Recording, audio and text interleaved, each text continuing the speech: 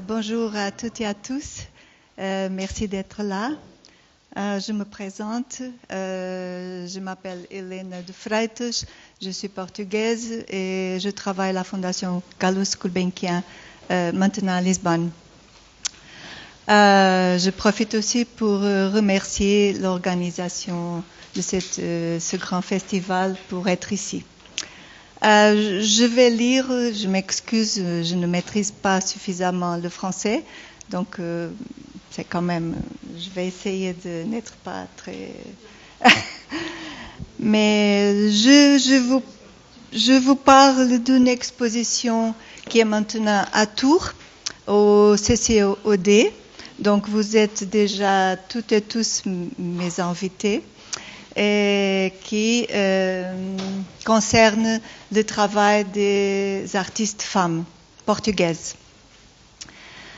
L'exposition est inscrite dans le cadre de la saison France-Portugal ou Portugal-France, comme vous voulez, et est itinérante, donc elle a eu une première présentation à Lisbonne au siège de la Fondation Carlos Gulbenkian et maintenant elle est en cours jusqu'au 4 septembre à Tours, comme je l'ai déjà dit. Donc je vais mélanger les images des deux expositions et je vais vous faire un peu voyager parmi ces images. Tout d'abord le propos. Le propos de cette exposition, qui ne revendique pas de traiter un thème au sens discursif du terme, ne laisse aucun doute. Elle entend inverser, contredire ou corriger l'effacement historique auquel les femmes artistes et leurs créations ont toujours été vouées. Et nous sommes convaincus qu'en matière d'égalité des sexes, rien n'est encore acquis, et aussi qu'il apparaît toutefois d'emblée que ce n'est que très récemment que les femmes, et en l'occurrence les artistes portugaises, sont passées d'objet à sujet et de muse à créatrice. Le concept. Cette exposition a donc pour raison d'être la participation au cortège d'intervention que, selon des stratégies diverses, entendent réparer ce fait historique. En outre, nous estimons qu'il est fondamental de conjuguer cet objectif central avec un second, non moins important, s'éloigner du caractère purement identitaire, idéologique ou illustratif qui implique un tel exercice et qui, de surcroît, ne recueille pas le consensus des artistes rassemblés. Concevoir une exposition d'œuvres d'artistes femmes portugaises se heurte à des défis multiples et variés. Pour nous, et quand je parle nous, je parle aussi de l'autre commissaire, qui c'est Bruno Marchand, qui est l'actuel directeur artistique de Culturgest à Portugal.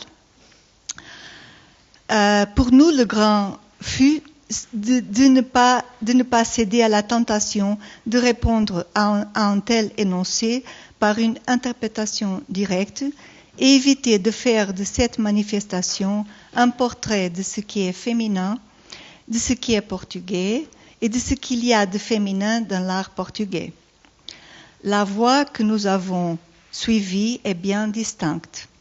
Nous avons construit une exposition d'œuvres d'une pertinence artistique incontestable, dont la trame n'est pas tissée par un propos extrinsèque aux pièces qui la composent, mais bien par la conjugaison soigneuse et attentive de leurs diverses natures artistiques, formelles ou discursives.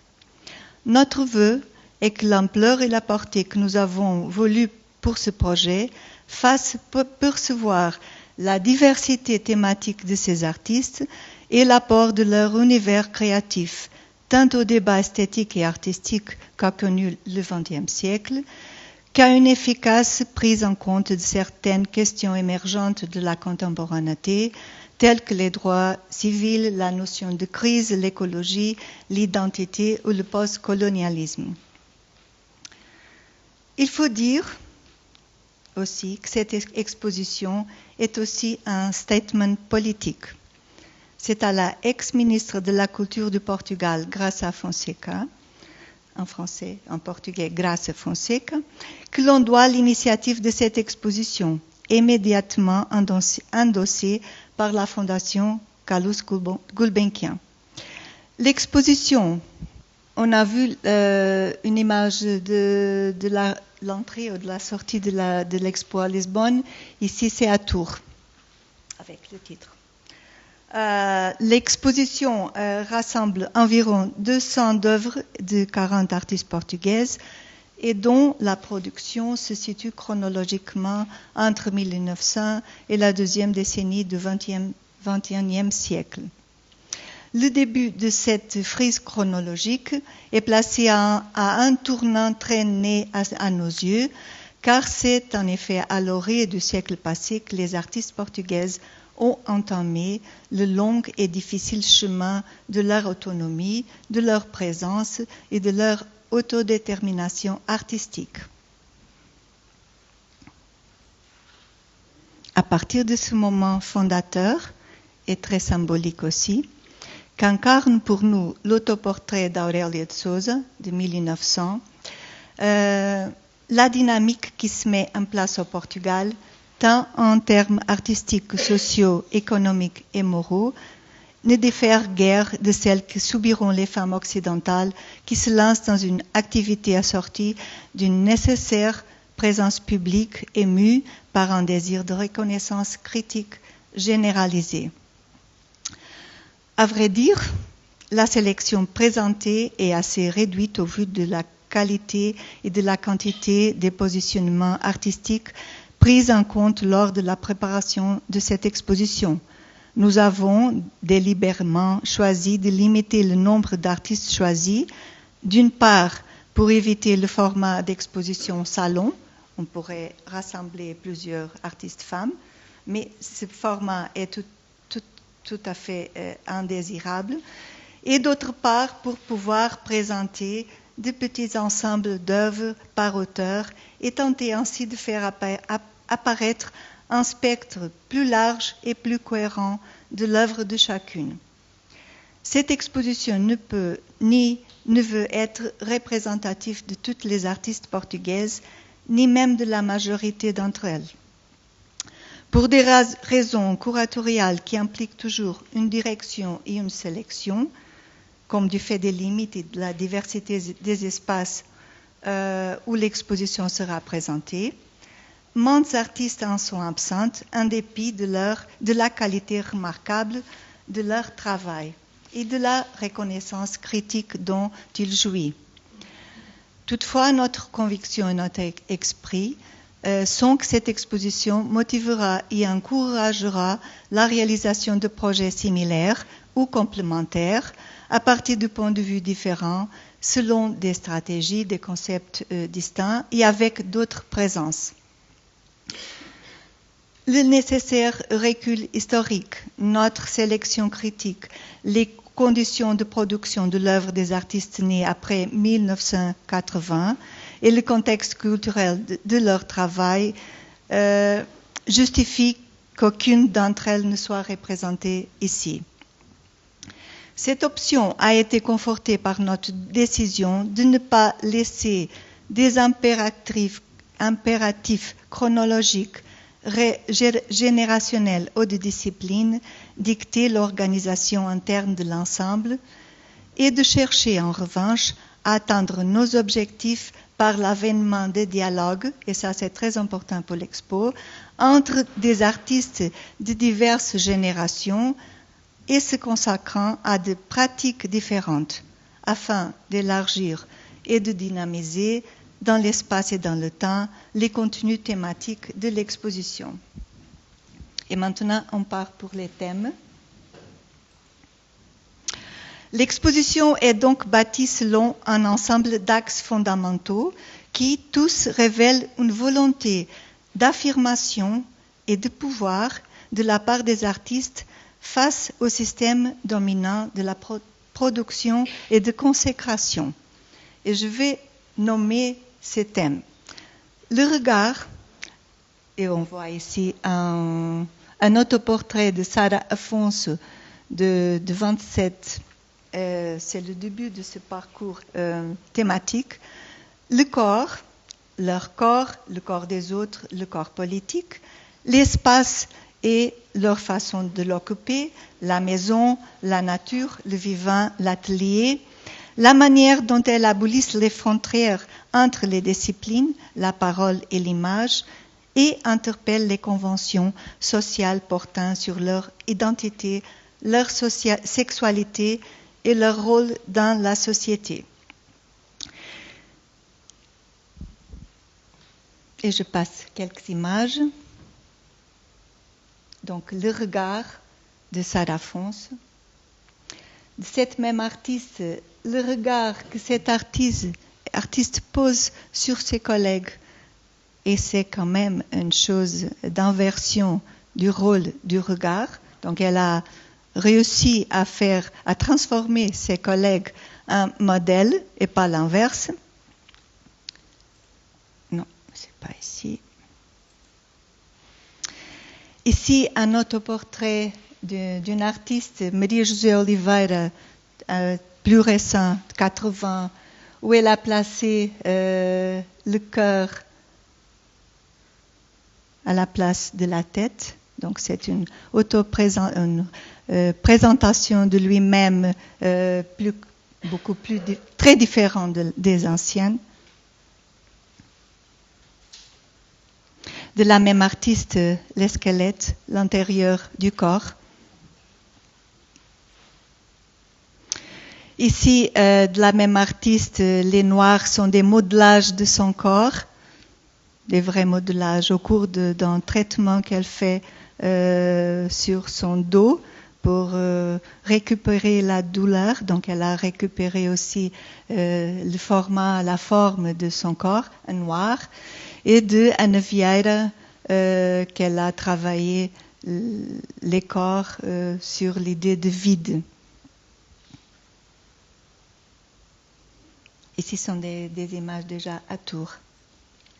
Ici, à Tours aussi, une image de l'ensemble sur le thème maison, où on voit ici une œuvre de Patrícia Garrido. C'est un ensemble, un assemblage de petits morceaux de bois qu'elle a rassemblés d'une maison, qui sont tous les meubles de maison, comme quelque chose qui rassemble à l'âme concentrée d'une maison. Donc l'âme de cette maison est toute là. Et à côté, une maison d'Ana Vieira.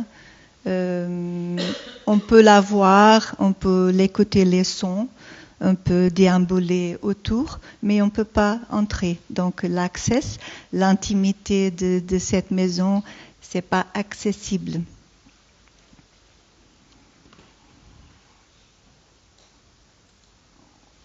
On peut voir ici un peu plus près. C'est très intéressant d'écouter les sons de cette maison. Donc c'est une artiste qui a été déjà exposée à Paris. Ana Vieira. Et l'autre était Patrícia Garrido. C'est une artiste plus jeune, contemporaine. Ici, un regard sur le vivant. Donc, on a fait entrer la nature dans les salles de l'exposition, ici au siège de Lisbonne.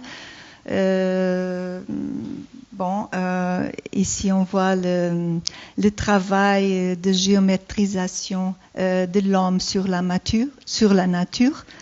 Donc, dans cette sculpture, c'est un arbre coupé en cubes. C'est un travail de 2018 de Gabriel Albergaria, très, très fort. Et donc, c'est une subtile...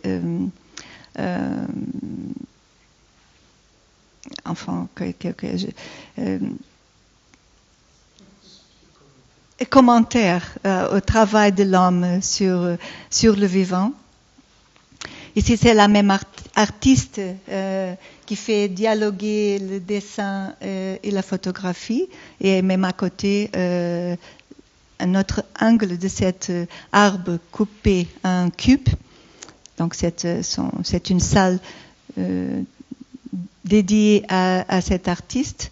Un dialogue avec Medea Kapil, qui c'est aussi une artiste contemporaine qui travaille sur le paysage, mais c'est un paysage frémissant et très très inquiétant, qui semble vraiment un paysage naturaliste à un premier regard, mais en fait ce n'est pas du tout naturaliste et il y a quelque chose de très très inquiétant là-dedans. Ou l'atelier, dans un travail ici de ménage, un travail de 88, l'espace de l'artiste par nature. Ou le travail de Anna Atterley, Only You, quand l'artiste s'approprie des lettres et des mots pour les transformer en signes visuels et en même temps accueillir une dimension de force par ce message, pas seulement littéraire mais aussi visuel. Ça, c'est un poème de Salette Tavares. C'est une sculpture qui rassemble toutes les lettres de ce poème, et c'est aussi, je peux le lire parce que je l'ai ici, et c'est aussi un poème très très fort. Ça s'appelle Maquining et c'est un travail de 63, et je cite: je vais ce que j'ai vêtu au mannequin, je suis poète qui ment ce que l'on sent, et ne suis contente que lorsque je vais ce que derrière moi se moque insouciant. Mannequin de mes amours, comme je te vois, tout de cire et de soie emprunté, dans mon désir, c'est moi qui te manie, et non en fleurs, en tempête et en inanité. C'est un très beau poème de Salette Tavares de 63, et aussi une affirmation de force de cette incroyable femme qui a travaillé dans le domaine de la littérature et des arts plastiques. Marie-Josée Aguiar, qui a réussi qui a eu le courage de présenter en 74, même au centre de la révolution des oeillets, un phallus masculin. Donc, c'est une image un peu graphique, mais on peut très facilement le reconnaître. Et elle a développé beaucoup ce thème.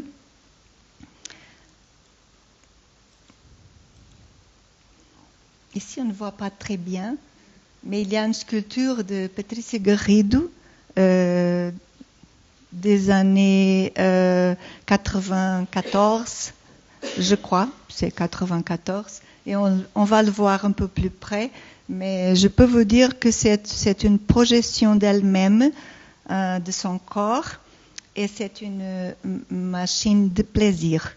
Et son nom est O prazer é todo meu, en portugais, mais et en français, c'est tout le plaisir est à moi.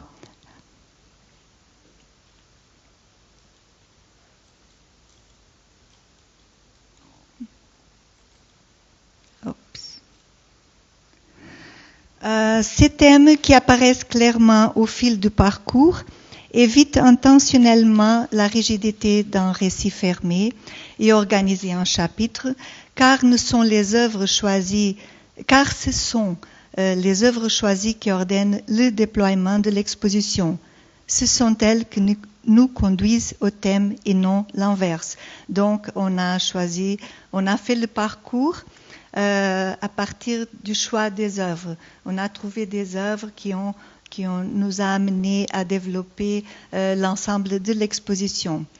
C'est ainsi qu'une même artiste pourra être présente dans plusieurs salles, bien souvent pour ouvrir la voie vers d'autres questions et d'autres contextes. Si vous avez l'opportunité d'aller à Tours, vous pouvez voir ce voyage à partir des œuvres et on arrive à des thèmes à partir de ces images et non pas d'un récit déjà fait.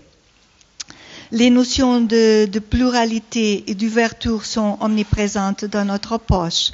En nous éloignant de tout cloisonnement artificiel, ce choix a facilité la traduction de notre désir qui était de penser l'exposition comme un corps organique traversé par des courants, des dynamiques, des intensités et des énergies différentes qui interagissent de manière fluide. On peut voir ici une prise de vue à Tours maintenant.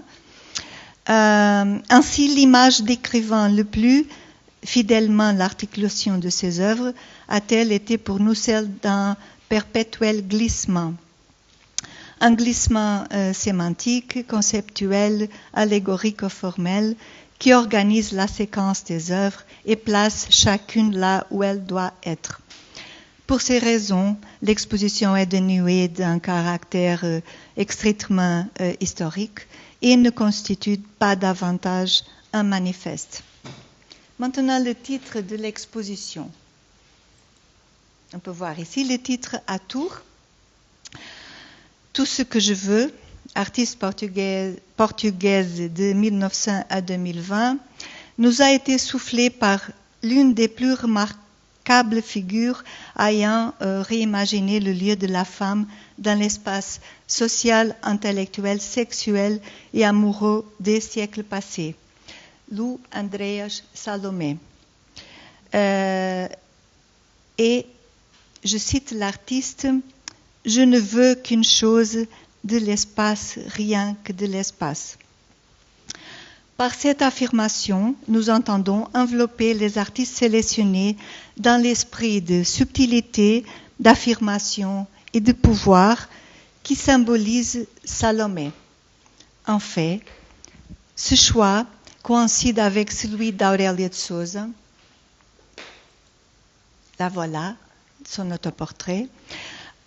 Toutes deux étant nées dans les années 60 du 19e siècle. Je récupère l'information. Le point de départ de l'exposition est l'autoportrait qui cette peintre a réalisé en 1900, repère chronologique de l'éclosion de la volonté affirmée par des femmes et signe de renouveau. L'importance accordée au thème de l'autoportrait féminin vient aussi de la constatation qu'il s'agit là d'une catégorie artistique de premier ordre, objet d'une nécessaire mise à jour. Une catégorie qui en fait relève de la question plus large du regard et de la perception, évoque un premier moment de conscience partagé par de nombreux artistes du monde occidental et vient poser et conceptualiser une inévitable interrogation.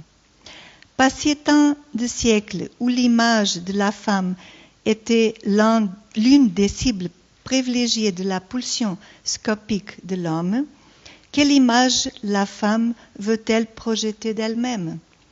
Comment veut-elle se présenter en tant qu'auteur et comment veut-elle représenter le monde? Par le choix de ce genre artistique dans cet autoportrait, au regard ni évasif ni trompeur, Aurélia de Souza suit la tradition historique recommandée aux femmes, un registre intimiste et replié sur le féminin.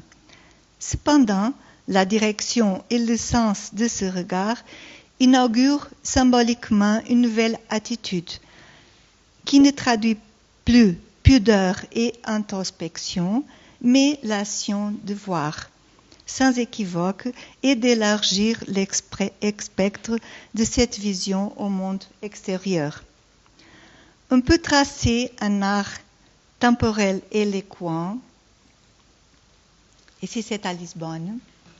L'image, c'est pas parfait, mais on voit la peinture de Aurélio de Sousa en face de celle dont je vous parle maintenant. Je disais, on peut tracer un art temporel éloquent entre ce tableau et la Scala ou les yeux de Maria Helena Vieira de Silva. Il est là, la Scala ou les yeux de 37. Extraordinaire construction d'une machine optique, et donc c'est la chose du regard qui ici nous importe, axée sur l'organe qui donne à voir le monde, qui bien des années plus tard, l'artiste renforcera dans une nouvelle composition, plus simple et objectivante, dans une petite boîte sculpture d'égalée en forme Dieu. Si certains de ces artistes choisis optent pour une stratégie de présence, l'idée d'autoportrait et d'affirmation du regard est très évidente, d'autres ont recours à des modes d'affirmation distincts, à de subtiles représentations d'absence. Prenons comme exemple le dialogue tenté entre Aurélio de Sousa, dont on a ici 2 autoportraits dans ce dialogue à Gulbenkian, et Rosa Carvalho. Rosa Carvalho, c'est la peintre qui a fait cette Madame Récamier, cette sorte de Madame Récamier. Récamier, elle l'appelait, en une confrontation qui, somme toute, pourrait synthétiser une importante partie des moyens d'assertion de la place des femmes artistes dans l'histoire d'art et qui toujours passe par la lutte, par leur visibilité. En ces 2 temps historiques différents, donc 1900-2020, la première proclame son protagonisme en étant son propre modèle et l'auteur de son image, Aurélia, tandis que la seconde entre dans le jeu des références en retirant le modèle féminin de la citation rigoureuse d'œuvres historiques et ainsi vide l'image voyeuriste et un trouble d'identification. Et donc on voit ici Madame Récamier, sa madame, et ici l'odalisque blonde et Danae, sans femme, complètement vidée, donc avec un décor tout à fait précis et minutieux dans tous les détails des chambres. L'exposition décline plusieurs de ces solutions d'une grande radicalité ou d'une extrême subtilité en multiples couches. Et je passe quelques exemples. L'interpellation frontale des modèles de Paul Rego, très frontale et très imposante. Les figures informes et grotesques de Maria Antonia Siza, c'était en fait la femme de notre Prizer, l'architecte Siza Vieira. C'était une femme complètement inconnue. Le jeu de mime entre corps et œuvre chez Helena Almeida. Ou l'exobérante machine hybride de Joana Vasconcelos, qu'on peut voir ici. C'est une sculpture faite de décollants et qu'elle fait bouger comme ça dans l'expo, dialoguant avec d'autres œuvres ici, d'autres générations, comme vous pouvez voir. Ici, c'est une vue de l'exposition à Gulbenkian. Et ça, donc elle fait tourner tous ces collants de femmes. Et ici, on voit un peu plus près la présence provocante de la sculpture objet de plaisir de Patricia Garrido. Si on regarde bien, on peut vérifier que C'est une projection de son propre corps pour son propre plaisir. Du côté plus subtil, je peux vous donner d'autres, parce que c'est pas subtil ça. je peux vous montrer d'autres images d'autres artistes. D'Anne Vieira, on a vu déjà cette maison. Vous avez cette maison translucide. Et ici, prenons, qui sont des robes traditionnelles des femmes Açores, l'île portugaise, où elle a vidé, sont que des robes, pas de femmes. On peut voir aussi de Anne Vieira le découpé du vide qui on peut traverser ici et voir aussi au fond les photographies d'Helena Almeida et un peu plus loin la maison de Anne Vieira, l'espace pas habité de Anne Vieira. Ces ombres de Lourdes de Castro qu'elle a dessinées sur les draps de lit, cherchant l'essence des êtres et des couples, d'un couple ici. Donc elle a essayé dans ce domaine de la nouvelle figuration une représentation du réel du côté de son intérieur et de sa subtilité et intériorité. On peut voir ici l'ensemble de la salle à Gulbenkian, le drap et quelques ombres, d'autres ombres en dessin aussi, et des boîtes aussi, mais ici on ne peut pas voir très bien. L'intériorité intransmissible de Ménage aussi dans l'espace de son atelier, avec sa robe d'artiste sur le banc, sur son tambourin. Et ici, l'effacement performatif de la présence autoréférentielle d'Armanda Duarte. C'est aussi une artiste qui a fait un autoportrait. Ça s'appelle Tête, torse et membres. Et c'est une présence performative parce que ça, c'est une petite tige de bois en balsa.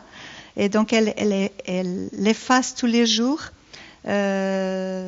jusqu'à presque disparaître pendant toute l'exposition. Donc, elle présente son autoportrait, elle exerce son pouvoir sur sa présence et sa transformation aussi. Donc c'est aussi un signe et une présence d'un pouvoir sur elle-même et sur son œuvre, son travail. Ou encore la présence expansive et onirique. On peut voir ici la tige d'Armanda Duarte en face des mains de Aurélio de Sousa. Ici, on peut voir les deux mains. On m'a dit que ce sont les deux mains droites de l'artiste. Je ne suis pas sûre, mais c'est ce qu'on m'a dit au musée. Si ce sont ces deux mains droites du travail, c'est aussi très, très intéressant. Et donc, on a mis en face la sculpture d'Armanda Duarte à cause de ça. Donc, l'artiste fait avec ses mains et se manipule aussi sa présence dans l'espace et dans le temps.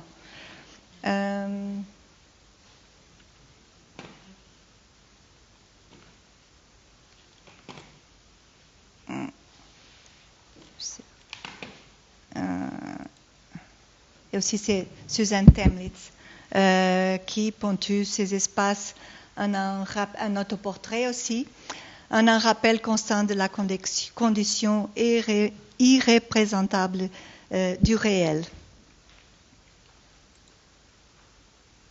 De la même artiste, Suzanne Temlitz, on voit un sac à dos qui regarde l'ensemble de l'espace à Tours.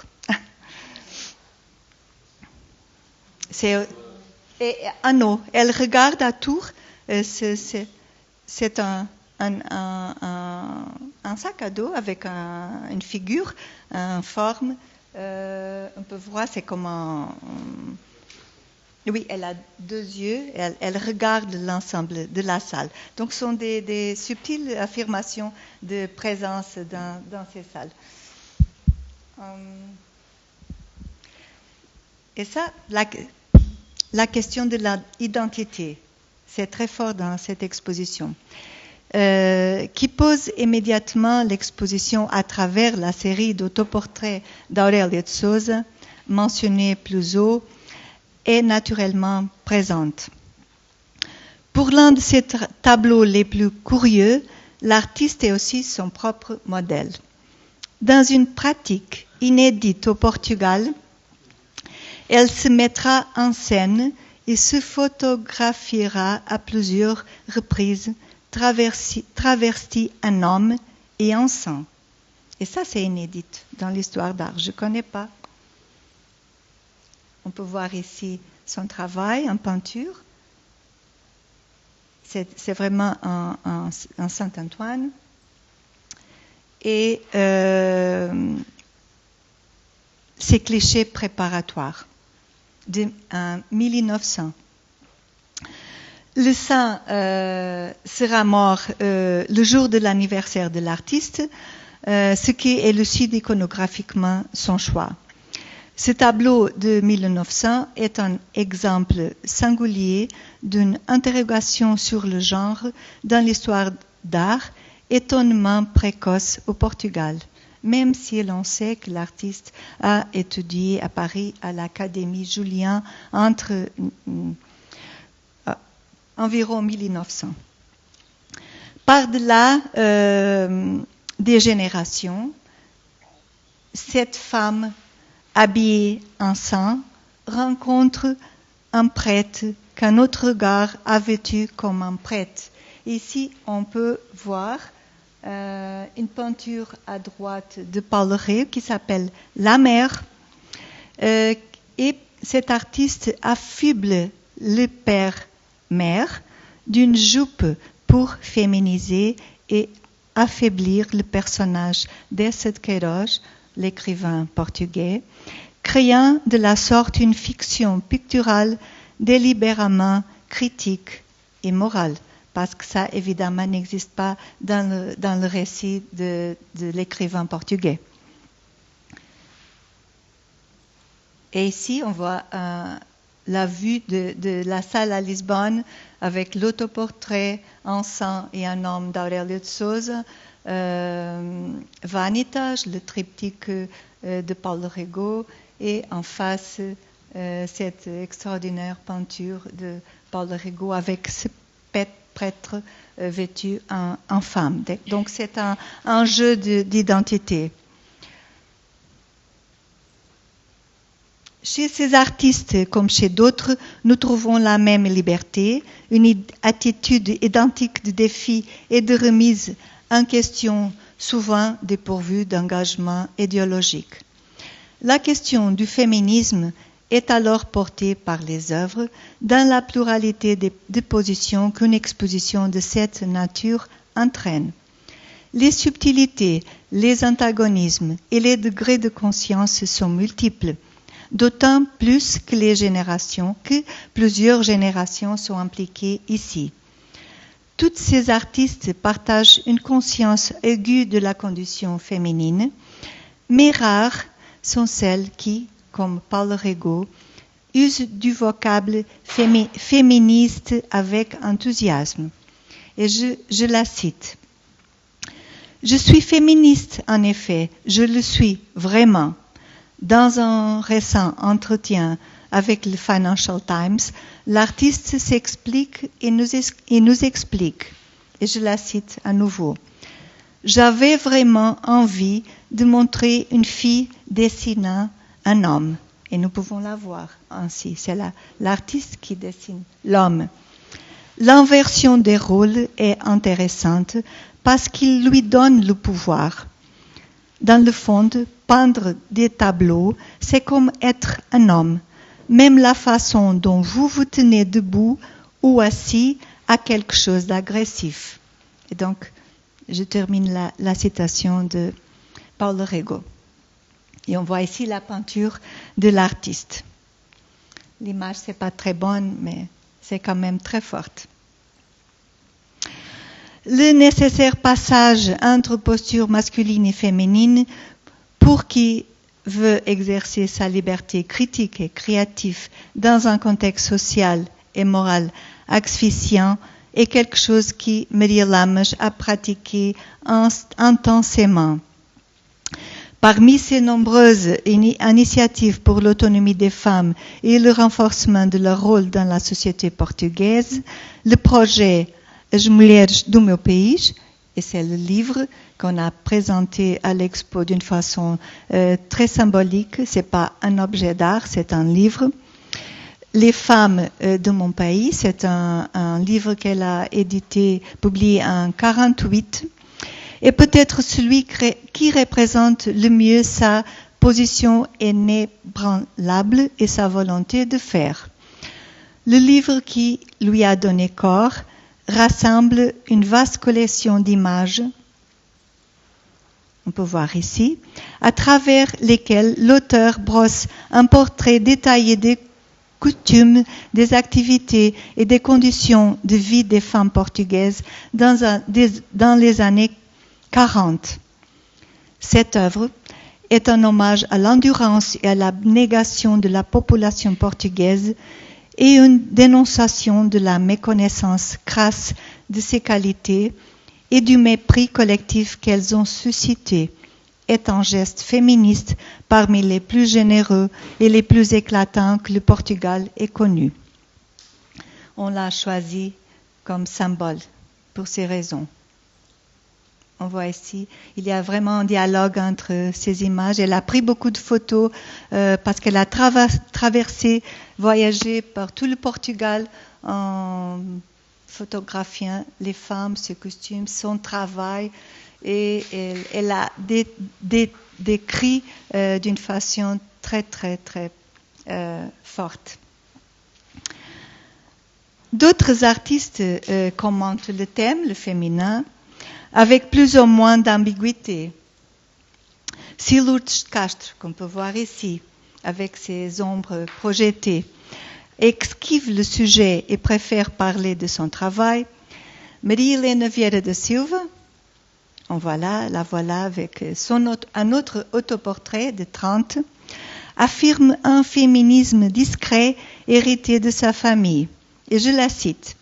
« Je suis féministe parce que les femmes m'ont beaucoup aidée, à commencer par celles de ma famille. Je suis venue à Paris pour étudier la peinture. C'était nécessaire pour moi. Ma mère m'accompagnait, je vivais avec elle, j'avais 19 ans. Je me souviens d'entendre parler des suffragettes lorsque j'étais enfant. Elles étaient un peu ridicules, mais très utiles. La femme bourgeoise se trouvait dans une situation intenable. Elle était éduquée dans le luxe, mais n'avait d'autre avenir que le mariage. On lui interdisait de gagner sa vie en la poussant donc au pire, la prostitution ou la misère. Le choix de sa signature d'artiste révèle en outre une sensibilité à la question de genre et constitue une subtile prise de position. En fait, elle n'use que son nom de famille et abandonne ses prénoms. Donc, elle a laissé tomber son prénom Maria Helena. Elle signe que Vieira da Silva. Helena Almeida, un autre artiste déjà. Ici on a un ensemble de peintures de Vieira da Silva à Tours où on peut regarder au centre. Ils sont magnifiques, ils ne sont pas très connus. Et au centre, on peut voir une peinture c'est vraiment un autoportrait parce qu'on a trouvé un dessin, une étude de cette échelle qui c'est un autoportrait, donc quelque chose qui... Donc c'est une autoprésentation d'une élévation très spéciale. Et maintenant, Helena, c'est une vidéo de Helena Almeida de 79 et qui s'appelle Ouve-me, écoute-moi. Et donc, c'est une vidéo muette où elle demande à être écoutée. Et elle a écrit avec un crayon le mot « Ouve-me, écoute-moi ». Et c'est très, très fort, cette vidéo. À propos de cette vidéo, écoute-moi, considérée par le commissaire João Ribas comme un chef-d'œuvre du féminisme portugais, elle précise, et je cite, « C'est peut-être le cas, mais je ne le vois pas comme la chose. Je ne vois pas la chose comme ça. Il se trouve que je me sentais homme. Or, si j'étais l'homme de la maison, je n'étais pas féministe. Ou alors, j'étais post-féministe. Je vivais ce que je voulais, ce que je voulais. Et en réaction au commentaire selon lequel une telle déclaration est féministe, l'artiste ajoute « Non, voyez, je pense que cela relève d'une affirmation totale. Moi en tant qu'auteur, moi en tant que peintre, moi en tant qu'un homme, moi en tant que mère. » Et c'est elle qui l'a dit. Ici, une autre œuvre, une installation de photographie de l'artiste avec son autoportrait où elle écrit aussi le mot « ouve », écoute, sur sa bouche. Donc elle fait un cycle de travaux sur ce titre. Cette exposition n'est pas captive de l'autoprésentation ou de questions d'identité de genre. Je ne peux pas vous parler de toutes les œuvres, surtout des plus récents des artistes, parce que les artistes contemporains, elles posent d'autres questions qui sont au-delà de ces questions, parce que ce sont des artistes qui volent sur le monde et maintenant ont déjà dépassé ce premier effort de volonté et d'affirmation. La pluralité des solutions artistiques créées par les artistes que l'on voit ici permet d'élargir ce territoire de représentation à des espaces universels, professionnels, sociaux, politiques, domestiques, intimes, sexuels ou fictionnels. Pour finaliser, quelle que soit leur stratégie et options artistiques, le dénominateur commun de toutes les artistes que nous avons réunis ici est la façon dont elles sont parvenues à faire entendre leur voix. Et nous faisons référence non seulement à leur singularité et à l'intensité de leur travail, mais aussi à la façon remarquable et surprenante dont certaines ont su s'imposer à différents niveaux sur le plan international, que ce soit de leur présence dans les institutions culturelles ou à l'échelon du marché ou à la réception critique. Nous pensons d'abord à Maria-Helena Vieira da Silva, première femme à recevoir en 1966 le Grand Prix national des arts créé par le gouvernement français, mais aussi à Paulo Rego, Helena Almeida, Lourdes Castro, Ana Vieira ou Joana Vasconcelos, qui ont vu leur parcours largement célébré et applaudi par leurs pairs internationaux. Une reconnaissance d'autant plus méritoire que nous savons qu'elle est conquise si souvent en dépit des conditions difficiles de travail et d'affirmation que leur pays leur a offert. Ce que nous avons, avant toute chose tenté d'apporter ici, c'est le souci et la volonté de confirmer ce que nous avons immédiatement ressenti. Par sa qualité, son caractère unique et sa pertinence internationale, la production des artistes portugaises constitue un territoire privilégié d'affirmation des femmes au Portugal. Le présent exercice est donc fait d'attention, de respect et de réflexion. Ce n'est pas par hasard si un tout petit tableau très discret de Maria-Helena Vieira da Silva, et on peut le voir ici, semble renfermer l'essence de cette exposition. Par son titre, comme par l'expression picturale, et moi réfléchissant sur la peinture, traduit la synthèse d'une attitude commune à nombre des auteurs présentés et le programme curatorial. L'intériorisation d'un désir d'affirmation impérieux et obsessionnel au moyen de l'entreprise artistique. Et c'est ça. Merci beaucoup. Merci.